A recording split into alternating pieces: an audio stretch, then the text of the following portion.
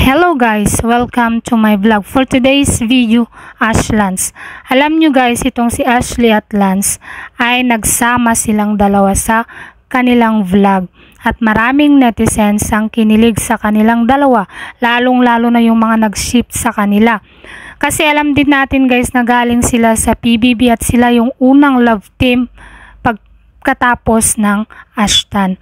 Kaya maraming netizens ang napa-comment sa dalawa dahil nga nagbalikan na itong Ash Lance at mas maraming fans ng Ash Lance at mas maraming kinilig sa kanila dahil nga may chemistry silang dalawa at crush nila ang isa't isa.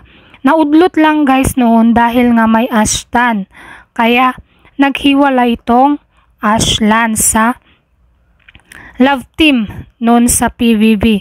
Dahil nga sa paglabas nila sa bahay ni Kuya ay na-discover ang Ashtan. Kaya yung Ash Lance ay wala na. Pero di nagtagal guys ay nagkabalikan na itong Ash Lance. Kaya maraming netizens ang kinilig at napakomment sa Twitter at sila'y